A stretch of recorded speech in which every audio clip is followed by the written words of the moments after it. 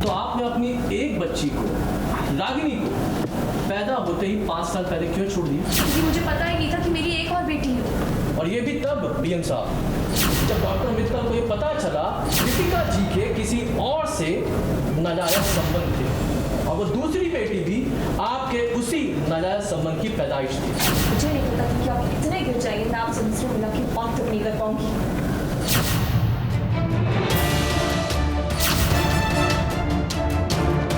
बच्चों के प्यार में इंसान अंधा हो जाता है, कुछ भी करने को तैयार रहता है। लेकिन चिराग, आप इतना नीचे कैसे गिर सकते हैं? वो दीपिका जिससे आप प्यार करते थे, आज सबके सामने उस पर इल्जाम लगते रहे, लेकिन अपनी बच्ची रागिनी को पाने के लिए आप इतना गिर गए कि आपने कुछ नहीं कहा। सच्ची कहानी तो ये है डीएम साहब कि दीपिका जी ने मेरे क्लाइंट को 5 साल पहले भी धोखा दिया था और आज भी धोखा दे रही है। धोखा दिया, काबिल नहीं है, गरीब है, कहना क्या चाहते हैं? मुश्किल अगर गरीब है तो क्या गरीबी में बच्चे नहीं पलते हैं साहब? भारतवर्ष में कोई गरीब नहीं है, सब अमीर ही हैं। ये तो मेरे क्लाइंट मिस्टर मित्तल की शराफत है कि इन्होंने सिर्फ गोद ली हुई बच्ची की कस्टडी को केस किया। इन्हें तो मानसिक उत्पीड़न और मानहानि का भी केस ठोकना चाहिए।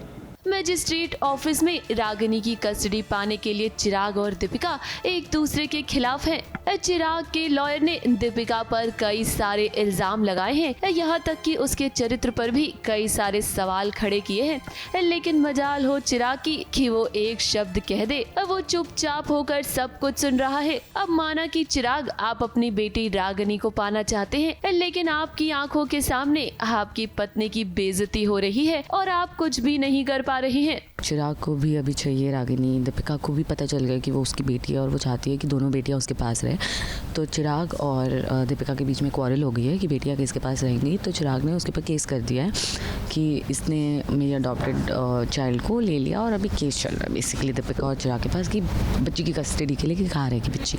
चिराग के लॉयर ने तो कोई कसर नहीं छोड़ी दीपिका को बदनाम करने की, लेकिन दीपिका का लॉयर भी कुछ कम नहीं है। सच तो यही है कि दीपिका को पता नहीं था कि रागिनी उसी की बेटी है और उसने जुड़वा बच्चियों को जन्म दिया है। यहाँ जज ने दीपिका को रागिनी की कस्टडी दे दी है। हालांकि अभी तक चिराग इस बात को मानने को तैयार नहीं हुआ है। ये भी है ना कि पता नहीं अभी मिल तो गई उसको कस्टडी, पर वो कब, अभी उसके पास है दोनों बच्चियाँ। चिराग की एक जान वहाँ पे अटकी हुई है, तो फिर चिराग वापस वहाँ जाता रहेगा, ये भी थॉट होगा दिमाग में। रागिनी की कस्टडी अब दीपिका को मिल गई है। ऐसे में जाहिर सी बात है कि चिराग अपनी बेटी रागिनी से मिलने के लिए दीपिका के घर तो जरूर जाएगा। अब हम उम्मीद तो कर रहे हैं कि चिराग और दीपिका के बीच जो गलतफहमी है वो दूर हो जाए और चिराग को पता चल जाए कि दीपिका और सिद्धार्थ के बीच वैसा कुछ भी नहीं था जैसा वो सोच रहा था। मुंबई से सोनू शुक्ला के साथ एबीपी न्यूज रिपोर्ट।